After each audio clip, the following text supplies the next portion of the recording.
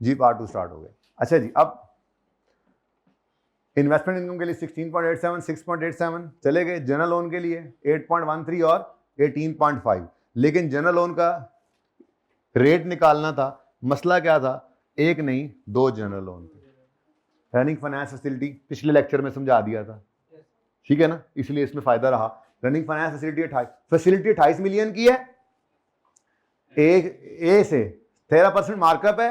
Average outstanding balance during the period was, यही हमें चाहिए था, एवरेज आउटस्टैंडिंग बैलेंस ही हमें चाहिए था, तो उसको इग्नोर किया। ये तो मैक्सिमम लिमिट है, ये 25 पकड़ लिया।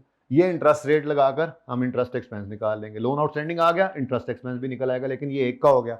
दूसरे में जो पता नहीं कितना था, मैंने 25 है जो भी है रनिंग फाइनेंस फैसिलिटी, वो फैसिलिटी है, वो लिमिट है 20% payable and average running finance balance during the, अच्छा अब उसने बैलेंस बताया है, ठीक है। इंटरेस्ट रेट बैलेंस अगेन हमारी रिक्वायर्ड फिगर्स हमें मिल गई, तो लोन आउटस्टैंडिंग मिल गया, रेट मिल गया, इंटरेस्ट एक्सपेंस आ गया। वहां लोन अमाउंट लिखते थे, मंथ्स आउटस्टैंडिंग, पहुंचते तो यहीं थे ना, ये ऑटोमेटिक। रनिंग फाइनेंस इजी होता है क्योंकि आप एवरेज खुद निकाल नहीं सक रहे होते, वो एवरेज निकाल के आपको सवाल में दे देता है, वो जो आउटस्टैंडिंग बैलेंस होता है लोन, ठीक है। तो ये 2 लोन्स थे, तो दोनों का ये आउटस्टैंडिंग, ये इंटरेस्ट, ये एवरेज रेट यूज करके सवाल हो गया था। कोई क्वेश्चन इस सवाल में है तो पूछे, कोई भी क्वेश्चन। लेक्चर लिए थे, स्वात वाले लिए थे, पक्की बात है।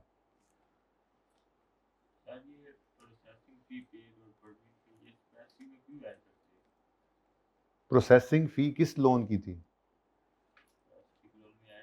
ऐड कब किया? लेस कर रहे हैं, यानी आपको 25 मिलियन का जो लोन आया है उसमें आपने सबसे पहले तो 1,30,000 रुपये पकड़ा दिए हैं प्रोसेसिंग चार्जेस, तो उसमें से तो निकल गए ना, समझ आई। फिर परमिट फी एलडीए को जमा करा दी तो निकल गए ना, तो ये माइनस कर रहे हैं बेटा, ऐड नहीं कर रहे।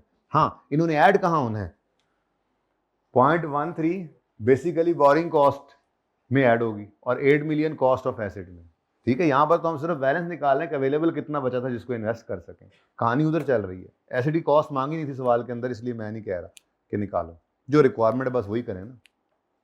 शुरू वाले सवालों में कर लिए थे सारे काम, ठीक है। कोई सवाल? अच्छा, अब ऐसा है कि मेरी मानो ग्रेनाइट कॉरपोरेशन को आपके सामने रख के आपसे पूछ लेता हूं, बाकी कल तफसील से डिस्कस भी कर दूंगा। मेरे दिल में ये आ रही है कि मैं एक सवाल और करा दूं, ठीक है। पिक्चर किसकी? ये पिक्चर बड़ी मोहब्बत से आपके लिए जो है ना ली गई है, इसलिए आप बिल्कुल ये लें पिक्चर। लेक्चर में तो आपको ख्याल नहीं आया होना,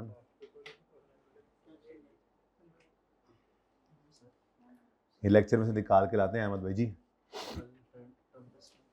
कल टर्म टेस्ट नहीं, टर्म टेस्ट तो वैसे ही अगले हफ्ते था। हाँ 19, ये 19 वाला मंडे है नहीं, वो फिर बताया था आपको कि ये रिक्वेस्ट की गई है कि इसको एक हफ्ता आगे करें। उसकी वजह थी ईद की छुट्टियां, और छुट्टियों का मसला नहीं है, मसला ये है कि चस नहीं ना आ रही होती पेपर, मतलब कुछ तो एरिया हो ना, मतलब मजा आता है थोड़ा सा।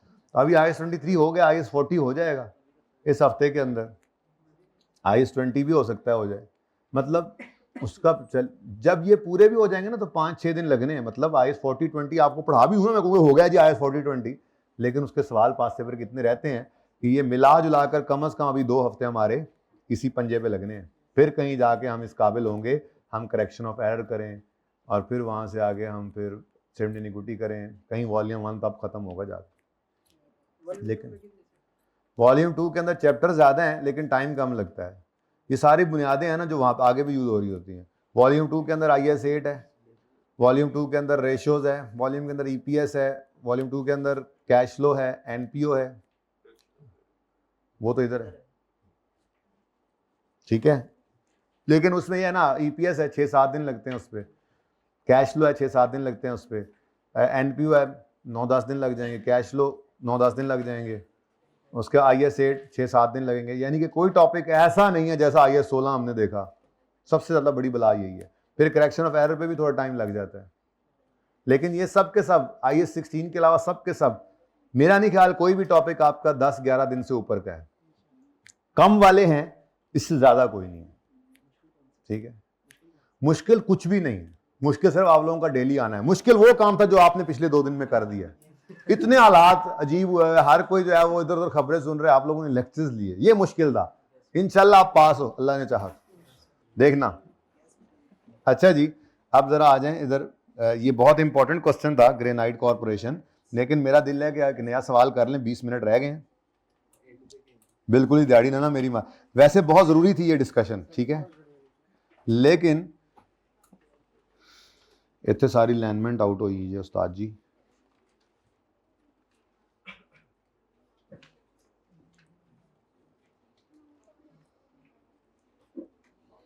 हाँ जी,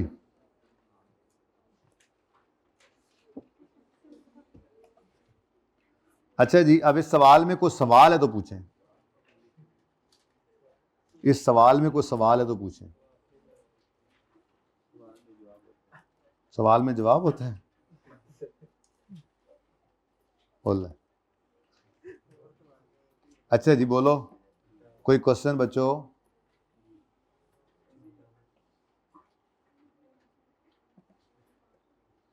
ये जरा असल में वो पिछली दफा शायद एक सफे पे आगे पीछे थी। अच्छा जी, हाँ जी, कोई सवाल? इसके अंदर ना आपसे जो मैंने कहा था ना एंड पे जाते हुए, यहाँ पे कुछ लिखा था गालिबन, मैंने गालिबन ये बोला था कि आपने, ये कौन सा सवाल आ गया, मैं केड़ा सवाल वेखी जाना, कराना केड़ा सी ये। अच्छा, यहाँ मैंने आपको ये बोला था, एक बहुत इंपॉर्टेंट ये इसकी रिक्वायरमेंट है। तो अच्छा यूं करते हैं, मेरे जहन में आ रहा है, इस सवाल को ही डिस्कस करके ये रिक्वायरमेंट पूरी करते हैं। ये बहुत इंपॉर्टेंट रिक्वायरमेंट है CWIP, ये आपको असल बड़े सवालों में काम देगी जाके। ये वाहिद सवाल है जिसके अंदर, हालांकि एक सवाल में ऐसा हुआ था कि हमारा ईयर एंड हो गया था, उससे आगे हम नहीं चल सके थे। अच्छा यार, ये लेक्चर मुझे लग रहा है कि बहुत अच्छा ही हो गया, एक तरह से पूरा बोरिंग कॉस्ट मेरे ख्याल में रिवाइज हो गया। थोड़ी सी थ्योरी कर लेते हैं, अगला सवाल होमवर्क में देता हूँ, जो मैंने करवाना है ना तो आपको होमवर्क में देता हूँ, कोई मसला नहीं, ठीक है। लेकिन ये जो बात है ना, पहली बात, आपको पावर लिमिटेड वाले सवाल के अंदर कैपिटल वर्क इन प्रोग्रेस से पाला तो पड़ा था, लेकिन वो अगले साल के अंदर लेके नहीं गया था सवाल में। ये वाहिद सवाल है अभी तक जो आपने किए जिसके अंदर 2 साल पे कंस्ट्रक्शन फैली हुई है और दोनों साल उसने रिक्वायर कर लिए हैं, वाहिद सवाल है। लेकिन ये वाहिद सवाल सिर्फ इस चैप्टर के अंदर ये वाला सवाल है। जब बड़े सवालों में जाके, एक्सट्रैक्ट्स वाले सवालों में जाके आपने कम से कम भी 2 दफा, एक सबसे हैवी सवाल मेसोपोटामिया नाम का एक सवाल आपको बताया था, बड़ा हैवी सवाल है, उसके अंदर भी यही कॉन्सेप्ट है कि 2 साल पे कंस्ट्रक्शन फैली हुई है और उसने एक्सट्रैक्ट्स मांगे हुए हैं, यानी आपको कॉस्ट ऑफ CWIP चाहिए, ये इसलिए यहां पर सिखाया जाता है इस सवाल में। फिर ऐसी गालिबन एक और सवाल भी है, उसके अंदर भी ऐसे ही है कि 2 साल पे कंस्ट्रक्शन फैली हुई है और आपको पहले साल के एंड पे भी कैप, तो ये कॉन्सेप्ट है। आपने अलग अलग तो सीख लिया, आपको ये भी समझ आ रहा है अलग से, ये भी समझ आ रहा है अलग से, इसमें कोई मसला नहीं हुआ होना आपको, लेकिन इसको इकट्ठा करना भी एक काम था, तो वो सिखाना है आज आपको, ठीक है। तो क्विकली इसी सवाल को देखते हैं, उसके बाद फिर अगली बात करते हैं, ठीक है। Granite corporation, very important question, test वाला सवाल आपका इंतजार कर रहा है, अच्छा सवाल होगा, उसमें इक्विटी भी डालेंगे, स्पेसिफिक लोन भी डालेंगे, जनरल लोन भी डालेंगे। और बताओ, कोशिश करूंगा मैं जो कुछ आपको पढ़ाया वो सब कुछ उसमें हो, इसी तरह का होगा या वो तो आप देखोगे ना, क्या क्या वैसे क्या कह रहे हो, इसी तरह का होगा, ये जरूरी नहीं है, ये आपको जब एक बार सिखा दिया तो फिर थोड़ा उसको और फनकारी लगाएंगे, ठीक है ना, तो सीख लिया ना आप। अच्छा सुने सुने सुने सुने, 1 मार्च को कंस्ट्रक्शन स्टार्ट हो रही है, 1 मार्च 10 में, और कंप्लीट हो रही है 100 मिलियन की कॉस्ट के बाद 31 मई 11 में। ईयर एंड हमारा है 30 जून। अच्छा, अब कह रहे हैं कैलकुलेट करो बोरिंग कॉस्ट जो कि कैपिटलाइज करनी है फॉर द ईयर 10 एंड 11 दोनों के अंदर। देखो ना, ये बनाया था इसीलिए कि 1 जुलाई 9 से 30 जून 10, फिर 30 जून 11, ये 2 साल का अर्थ है। 1 मई 10 पे, सॉरी 1 मार्च 10 पे कंस्ट्रक्शन स्टार्ट हो रही, तो पहले साल में 4 महीने कंस्ट्रक्शन चली, मार्च अप्रैल मई जून, और अगले साल भी चलती जा रही है यहां तक के 31 मई 11 आया। और ये कितने भाई, देखो जून वाला साल है, ध्यान से देख लो, इसलिए मैंने कहा जब भी कभी जून वाला साल आया कर टार्जन ना बना करो, लिख लिया करो जून वाला साल है। तो ये देखो जुलाई, अभी जनवरी नहीं है, जनवरी के बाद अगस्त नहीं आता, जुलाई अगस्त सितंबर अक्टूबर नवंबर दिसंबर जनवरी फरवरी मार्च अप्रैल मई, ठीक है। कितने महीने? 11 31 मई, और वो बात की बात है 10 बीच में हुआ था यार, सस्पेंशन की बात बाद में, कंस्ट्रक्शन तो चल रही है ना फिलहाल, तो बात वो कर रहे हैं, ठीक है, वो मैंने किया हुआ लाल मुझे नजर आ रहा है, खैर चले छोड़े। अब पहले साल में बहुत आसान काम था, ठीक है, दूसरे साल के अंदर थोड़ी सी मुश्किलात थी। खैर अभी फिलहाल सिर्फ इसी को ही देखते हैं। मैंने वो जो एक्स्ट्रा रिक्वायरमेंट की है ना आपके सामने, वो अभी आ जाती है 5 मिनट के अंदर, ठीक है। असल चीज तो वही सिखानी है और वो बहुत से ज्यादा इंपॉर्टेंट चीज है, लेकिन सिर्फ आपको एक बार बताना है। होपफुली बच्चों को पहले ही पता होगा, बच्चों ने ट्राई भी किया होगा। किसने घर पे ट्राई किया था जो मैंने एंड पे बोला था कैपिटल वर्क इन प्रोग्रेस निकालना? 1-2 बच्चों ने, बाकियों ने क्यों नहीं किया? नहीं ये बात ना करो, समझ तुम्हें आ जानी थी, तुम्हारी नीयत नहीं थी। तुमने मोबाइल उठाया, तुम देखो बस चेक करे जरा कितने मिसाइल मारनी है हमने, हैं? एंड पे लेक्चर इसलिए बंद कर देते कि आगे फिर कोई ना कोई और बात ऐसी होती है कि जो आपके लिए रेलेवेंट नहीं होती, या उस वक्त मैं चाह रहा हूँ तो कि आप ना सुने, ऐसी नहीं। जैसे वो पता नहीं बात हो रही है असेसमेंट की या टर्म टेस्ट की, तो उसमें आप वो तरतीब डिफरेंट चल रही होती है ना। पिछली बार बोरिंग कॉस्ट मेरा बाद में था, IS 40 मेरा पहले था, तो तरतीबें बदलती रहती हैं। तो फिर इसलिए बीच में कोई लेक्चर आगे पीछे भी करने पड़े। पता नहीं इन्वेस्टमेंट प्रॉपर्टी वाला एक सवाल बीच में मैंने एक लेक्चर में कराना शुरू कर दिया था, तो ये सारे लेक्चर तो फिर आगे पीछे हुए होते हैं ना, आप अपने हिसाब से, इसलिए वो रोक दिया जाता है। कोई चीज़ अगर आपको समझ नहीं आई तो इसलिए तो मैं सारा कुछ कर रहा हूँ बैठा हुआ यहाँ पे, ठीक है। अब जरा क्विकली देख लें जी, ये काम तो हमें समझ आ गया कि हमारी कंस्ट्रक्शन स्टार्ट हो रही है 1 मार्च 2010 पे और ख़त्म हो रही है 31 मई 2011 पे। हमारे दोनों साल के अंदर ये काम चल रहा है। वाहिद सवाल इस चैप्टर के अंदर मौजूद है जो जिसमें 2 साल पे कंस्ट्रक्शन गई है, ठीक है। अच्छा जी, अब न्यू प्लांट कंप्लीट हो गया एट अ कॉस्ट ऑफ, ठीक है, देखते हैं कॉस्ट तो हम इस तरह से निकालते हैं, तो हम तो कंस्ट्रक्शन कॉस्ट वैसे अलग अलग करके टोटल कर लिया करते हैं। GC finance the cost of project from following sources. Number 1, on 1 March 10 a 7-year loan of 70 million was obtained specifically, specific loan है for construction of the plant। तो 7 साल का लोन है, 70 मिलियन की अमाउंट है। Loan carried markup of 13% per annum, payable यानी कि interest 6 महीने। अगेन अगर लोन 1 मार्च को आया तो मार्च, अप्रैल, मई, जून, जुलाई, अगस्त, ये 6 महीने बनते हैं। इनका इंटरेस्ट 31 अगस्त की शाम को भी पे हो सकता है, 1 सितंबर की सुबह भी। सवाल बताएगा, सवाल हमेशा बताएगा आपको, ठीक है। नहीं बताएगा तो आप जो मर्जी कर लें, बेहतर है कि 31 अगस्त की शाम को पे करा देना। अगर कभी चुप हो तो आप एरियर में रखो, मतलब 6 महीने का इंटरेस्ट 6 महीने के आखिरी दिन पे कर देना। अव्वल तो सवाल कभी मैंने खामोश नहीं देखा, फिर भी कह रहा हूं अगर खामोश हो जाए तो क्या कर देना, 31 अगस्त तक का इंटरेस्ट 31 अगस्त की शाम को पे कर देना, ठीक है, सही है। अच्छा, नॉर्म यही होती है। अच्छा, आगे कहता है विद इंटरेस्ट 5 मिलियन, ये रीपे सॉरी आगे निकल गया हूं मैं, payable semi annually an arrangement fee of 1 million, ये वो कमिटमेंट फी, ये क्या है जी, कमिटमेंट फी, अरेंजमेंट फी, इस तरह के नाम जो वंस आपको लोन प्रोसेस करने के लिए पे करने पड़ते हैं, ये वो चीजें, ठीक है। Of the loan was paid. अब ये क्या है जी, ये क्या है, लोन, बोलो, लोन प्रोसेसिंग अरेंजमेंट फी क्या है, लोन प्रोसेसिंग चार्जेस। तो ये भाई आपकी क्या चीज़ है, एसडी कॉस्ट में शामिल होनी है।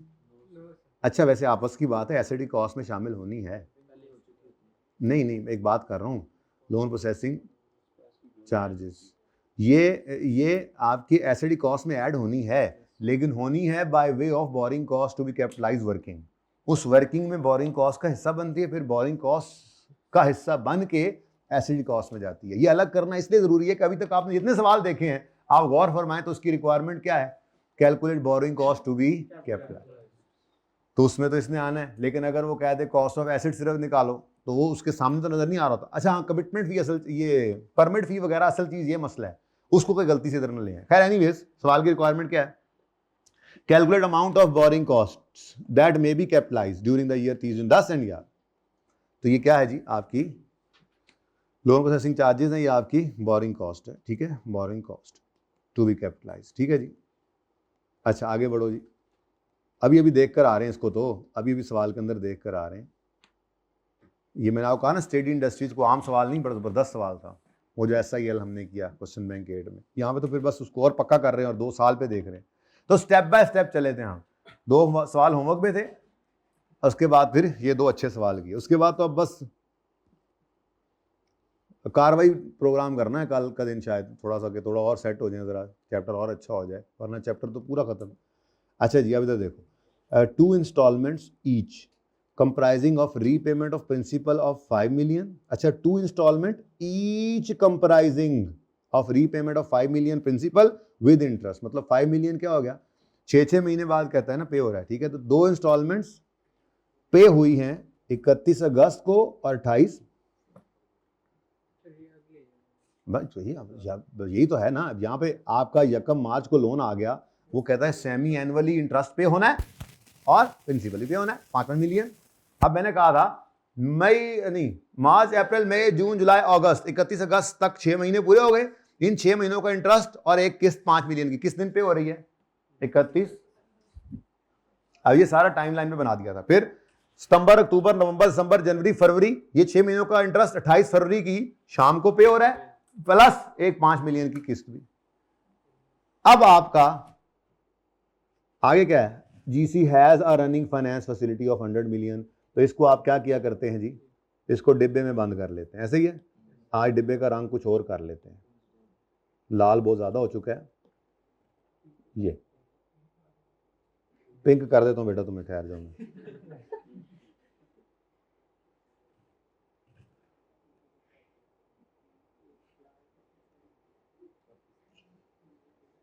आज तो हम ग्रीन ही करेंगे।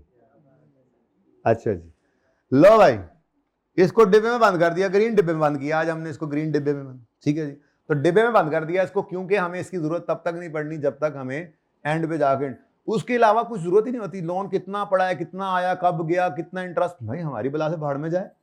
हमने रिसीट पेमेंट स्केड्यूल बनाना है, उसमें पेमेंट निकल आएंगी जनरल लोन वाली, बस वो पकड़ के ले आएंगे। एंड पे जाके हमें हमारा सिर्फ क्या रह जाता है? इंटरेस्ट।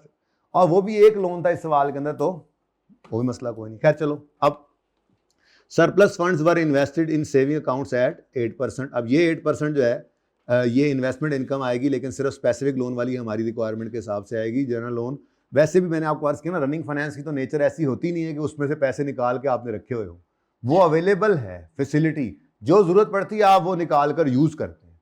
तो निकाल के बिल पे कर दिया, निकाल के इन्वेंट्री खरीद ली, निकाल के कॉन्ट्रैक्टर को पे करके कंस्ट्रक्शन करा ली, तो वो पड़े नहीं होते, वो फैसिलिटी है, वो निकालते हैं। इसलिए उस नॉर्मली वो सरप्लस फंड्स वाला चक्कर ही नहीं होता उनका इन्वेस्ट करने वाला।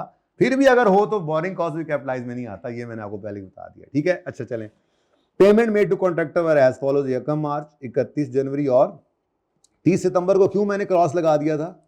क्योंकि ये सेजेशन के बाद होनी है प्रोबेबली, ठीक है। लेकिन आप इसको लिख भी लें तो फर्क नहीं पड़ता। Construction work was suspended from 1 फरवरी टू 28 फरवरी, 1 महीना सस्पेंड रहा।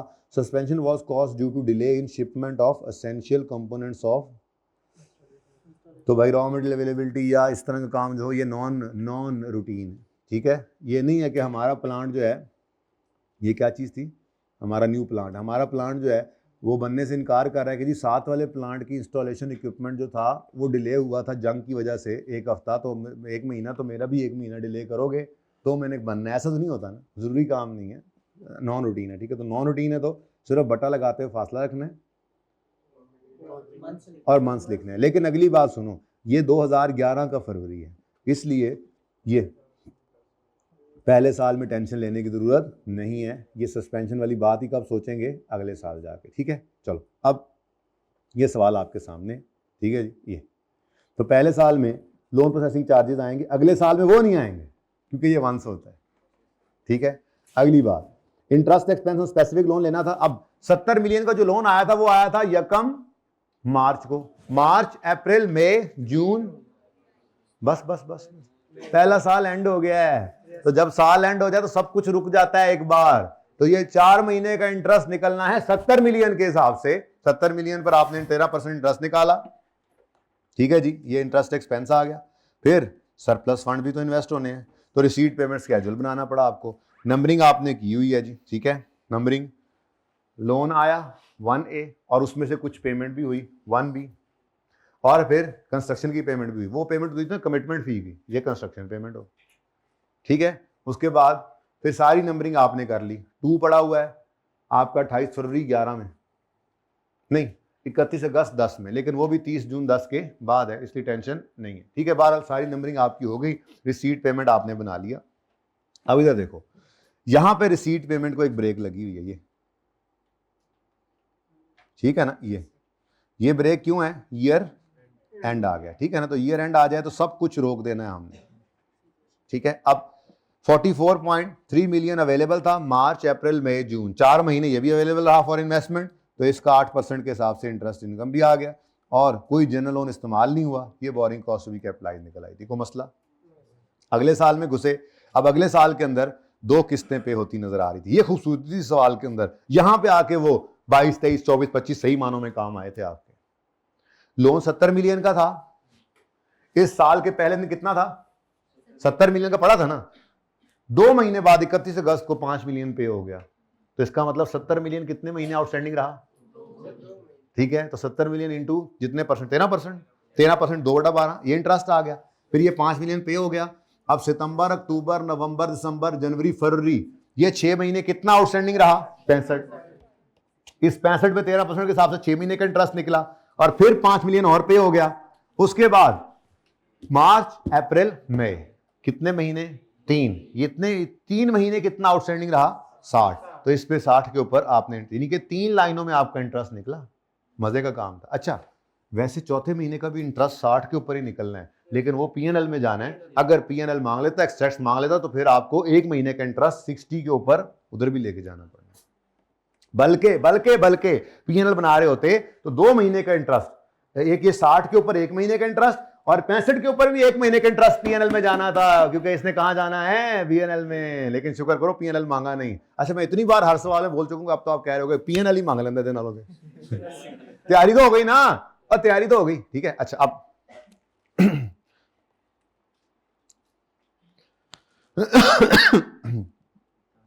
देखें जी, पहले साल के अंदर यकम मार्च से 30 जून 10 ईयर एंड बन रहा है ना। ये मैंने क्या लिखा हुआ है इधर? तो ये 4 महीने बन गए, और फिर अगले साल के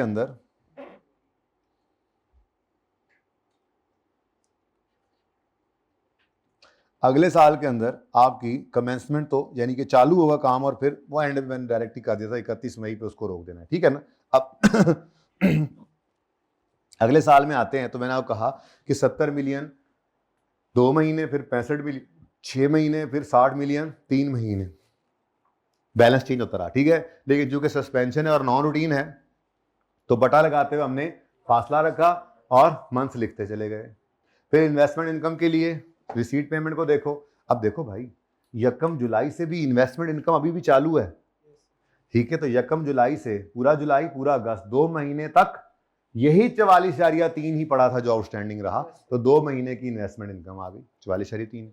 फिर आगे हमने अपनी पेमेंट्स की, अभी भी ये 34 पड़ा है। फिर बड़ी पेमेंट आई 65 मिलियन की, तो इसका कड़ाका निकल गया, और कुछ जनरल लोन से आया। फिर अगली पेमेंट्स डिब्बे में लगाई और ये आ गया। कोई मसला इसमें नहीं हुआ मेरे ख्याल से, ठीक है ना। असल बात तो अगली करनी थी। खैर एनीवेज, इन्वेस्टमेंट इनकम 31 अगस्त को 34.75 है। पूरा अगस्त, पूरा सितंबर, पूरा अक्टूबर, पूरा नवंबर, पूरा दिसंबर, पूरा जनवरी, 5 महीने नहीं, 5 बने।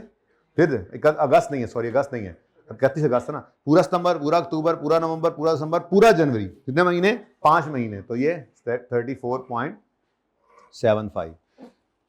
मुझे यहाँ पे नुकता नजर आ रहा है, स्क्रीन पे नजर नहीं आ रहा। चलो खैर, 5/12। उसके बाद interest expense general loan 30.25 rate. अब हमें रेट चाहिए था, हम इधर आए तो एक ही जनरल लोन है, 14% इंटरेस्ट रेट है, सुकून हो गया। और बोलो दूसरी मुश्किलें थी, तो इधर आसानी आ गई, ठीक है। तो 14% के हिसाब से अब किस दिन पेमेंट हुई थी यहां से जनरल लोन में से? 31 जनवरी को। तो फरवरी, मार्च, अप्रैल, मई, कितने महीने? 4/12 दूर रखा, सस्पेंशन चल रही है ना नॉन रूटीन सवाल के अंदर। फिर 8.52 इंटू 14% इंटू 3/12, सब कुछ हो गया। अब एंड में पता लगा फरवरी 2011 सस्पेंशन थी और नॉन रूटीन थी, तो आपने फिर एम्बुलेंस उठाई, याद है ना। ये फरवरी पड़ा है, यहां से काट दिया, और ये फरवरी पड़ा है यहां से, बस। तो -1 और -1। अब भाई पता है ये महीने लिखने से क्यों कतरा रहा था? सिर्फ 2 जगह तो सर लिखना था भाई, वो लिखने के लिए फिर ढूंढना पड़ना था। मेरा तो तरीका वारदात यही है, सुकून से लिख लेता हूँ, टाइम नहीं लगता, ठीक है ना। बस क्या किया, बस यहाँ से -1, यहाँ से -1, आपका आंसर आ गया। यहाँ तक कोई मसला नहीं बेटा, कोई अब नॉर्मल नहीं, टेंशन ना लो, कोई नहीं। मेरे कहने पे अब नॉर्मल लेने दो इसको, खैर है कोई बात नहीं। जरा बटा दूर है तो क्या हुआ, ठीक है कोई बात नहीं। खूबसूरती यही तो खूबसूरती, यही हुस्न है आज, ठीक है। अच्छा हाँ बटा नीचे लिख लो, हाँ लिख लो नीचे। अच्छा जी, अब असल कहानी, cost of capital work in progress. मैं इसको मिटा करना ज्यादा तरतीब और बना देता हूं। इधर देखो, लो जी,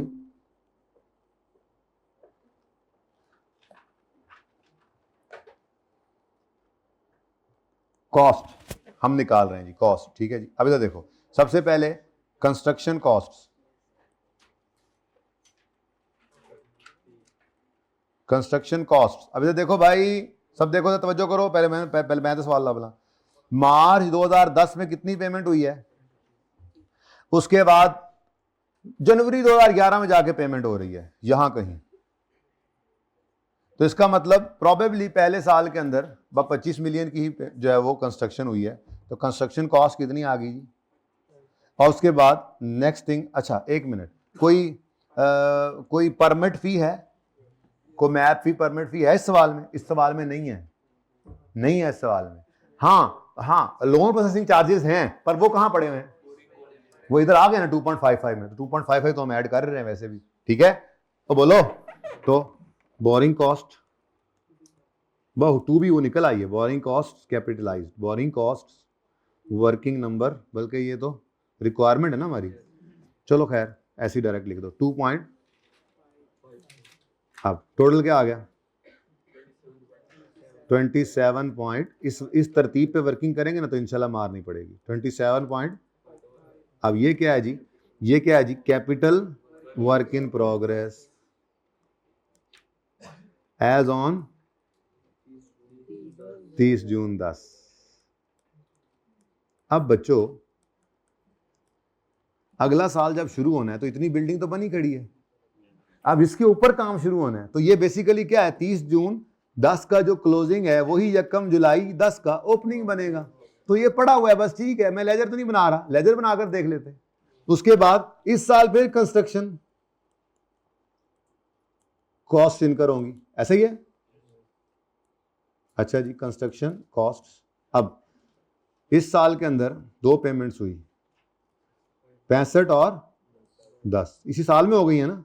चलो 65 और 10 तो 65 प्लस 10 जी 70, और फिर इस साल की बोरिंग कॉस्ट भी तो है 6 पॉइंट जी 10 नहीं है, क्या मतलब, क्या बेटा, तो क्या हुआ, तो क्या हुआ, कम तो क्या हुआ, मैंने पेमेंट तो नहीं लेनी, मैंने तो कॉस्ट लेनी है। यही मैं डे 1 से समझा रहा हूं आपको। अगर हमारी बिल्डिंग 31 मई को कंप्लीट हो गई है तो ये बिल प्रोबेबली 31 मई को आ गया होगा। हम काम चेक करते रहे, जो भी करते रहे हमारे साथ, बेसिकली CWIP डेबिट हो चुका है भाई, कैश क्रेडिट नहीं हुआ 31 मई को। ये मैं डे 1 से खप रहा हूं कि मैं इसीलिए कहता था, लफ्ज बोलता था कंस्ट्रक्शन पेमेंट मत लिखो, कंस्ट्रक्शन कॉस्ट लिखो। कंस्ट्रक्शन कॉस्ट क्या बन गई, जो बिल्डिंग का बिल आ गया होगा। बिल्डिंग अगर 31 मई को कह रहा है कंप्लीट हो गई है, तो आप कैसे कह सकते हैं कि ये 10 मिलियन की पेमेंट जो है, ये सिर्फ पेमेंट अगर बाद में हो रही है तो ये कंप्लीट ही नहीं। वो कह रहे हैं 31 मई को कंप्लीट हो गई है। बात समझिए, ये बड़ी अहम बात थी जी। आगे जी 6.6 ऐड हो गया। अब मुझे बताओ 27 प्लस 0.55 प्लस 75 प्लस 6.6 क्या आता है, 10.15। अच्छा, अब अगली बात सुनो, ये अब कैपिटल वर्क इन प्रोग्रेस नहीं रहा, बल्कि ये क्या बन गया है, property plant and equipment, plant बन गया, ठीक है ना। अब एंट्रीज जो करना चाहे तो वो इस पूरी एंट्री को CWIP से क्रेडिट करके PPE में डेबिट कर ले, कोई मसला नहीं। मैं तो एंट्रीज कर नहीं रहा, ठीक है। तो मैंने तो आपसे कहा था कि मुझे क्या निकाल दो, कॉस्ट। तो प्लांट की कॉस्ट आ गई एज ऑन। अभी यहां पर एक और काम भी हो सकता था, एक और काम भी हो सकता था, लाइफ सवाल में बता देता। अगर प्लांट की लाइफ बता देता तो 1 महीने की डेप्रीसिएशन भी आती, ठीक है ना। तो पहले साल अगर बैलेंस शीट बनाओगे 30 जून 10 वाली, तो उस बैलेंस शीट के अंदर आपका नॉन करंट एसेट्स में 27 से 5 कैपिटल वर्क इन प्रोग्रेस नजर आएगा। दूसरे साल की बैलेंस शीट के अंदर PPE नजर आएगा, लेकिन उसमें से डेप्रीसिएशन भी माइनस होगी। वो सवाल में चूंकि लाइफ गिवन नहीं थी, इसलिए मैं आगे नहीं गया। को मसला ये असल में सिखाना था आपको कि ये कॉन्टिन्यूटी में आगे चल रहा है। जो बिल्डिंग बन गई है उसके ऊपर ये ऑलरेडी एडेड था, वो 25 ऑलरेडी एडेड था, ये 27 की बिल्डिंग बनी हुई थी, मजीद 75 की कॉस्ट और बोरिंग कॉस्ट ऐड होकर 109 की टोटल जो है वो प्लांट जो है वो बना है। ठीक है जी। क्या यार तुम खुद ट्राई कर लिया करो कभी कुछ, ये CWIP है, हाँ ना। तो ये आप यहाँ पर आपने 25 और 2.55 ऐड किया था, तो ये कैरी डाउन आ गया आपका 27 से आ गया 5.5, ये 31, ये लेजर बन गया। उसके बाद ये ब्रॉड डाउन बन गया। कुछ खुद कर लिया करो बेटा, पर्चे मुझे साथ नहीं लेके जाना, ठीक है। उसके बाद यहाँ से आप PPE में इसको निकाल कर फेंक दो, तो ये क्लोजिंग 0 हो गया, सर को वादे ना देना, ठीक है। और ये PPE बन जाएगा, ठीक है। ऐसे बनेगा लेजर, पर जरूरत नहीं है, वो तो रिक्वायरमेंट सिर्फ समझानी थी आपको कि ये कॉन्टिन्यूटी में चलना है इसने आगे, ठीक है। अच्छा जी, अब ऐसा है जी जी, ले जी सीधा हो गया। अच्छा, ये मार्वलस वाला सवाल है, जरा जल्दी से देखें, सर तो अभी तक नहीं आए। इसमें ना एक दो चीजें हैं नहीं ऐसा नहीं होगा, सर ने जरूर आना है, अभी सर बस आए के आए। बस छोड़ो यार, छोड़ दो यार, बस कर दो यार। इधर देखो, इस सवाल में ना और कोई मसला नहीं है सिवाय इसके कि कुछ अल्फाज लिखे हुए हैं जिनको आप इग्नोर करेंगे फिलहाल। ये आपको समझ में आएंगे इंशाल्लाह जाकर जब हम EPS का चैप्टर कर लेंगे, ठीक है। तो आपने ना इसको काटना नहीं है, पिक्चर यहां से ले लेनी है। ये है जी 12% लोन पेएबल, यानी कि जो रिडीमेबल पता नहीं क्या लिखा होता है नीचे, उसका मतलब होता है लोन पेएबल आपके लिए, ठीक है। उसके बाद नीचे कुछ लिखा हुआ है, पता नहीं TFC के पता नहीं क्या, मिट्टी पाओ, आपके लिए क्या है ये 14% लोन पेएबल, 14% लोन पेएबल है, जो कि रीपेएबल है आफ्टर 4 ईयर्स। रीपेएबल आपने नहीं काट देना इसको, कार्ड भी तो खैर है कोई बात नहीं, लेकिन असल में तो सवाल वही है, आपको एंड में पता लगता है। खैर, उसके बाद राइट इशू है जिसका रिटर्न आपने इग्नोर करना होता है, ठीक है। उसके बाद यहां पर मैं मिटाकर लिख रहा हूं preference shares would be redeemed की बजाय अल्फाज में क्या लिख रहा हूं, द 12% लोन। ये 12% लोन का मतलब नाम मैंने बनाया ना, ऊपर वाला लोन है वो पहला loan. 12% loan payable, loan payable would be repaid, would be repaid on 31 दिसंबर 2016। आगे सब सही है, ठीक है जी। तो ये जरा थोड़ा सा सवाल को मैंने बदला है क्योंकि आपको भी पता नहीं है PFC क्या होता है, आपको पता नहीं है रिडीमेबल प्रेफरेंस शेयर्स क्या होते हैं, मतलब यही होता है। अब आपका ये सवाल है, आपके लिए लेफ्ट हैंड का कमाल है, ये होमवर्क में आपके, ठीक है। इसको ऐसे ही पढ़ना, नीचे क्या लिखा हो उसको छोड़ें, ठीक है जी। तो जिंदगी रही तो कल बाकी की थ्योरी करके इसको क्लोज कर देंगे इंशाल्लाह। कल कोई ना कोई नया टॉपिक हमने छेड़ना है। ओके, अल्लाह हाफिज।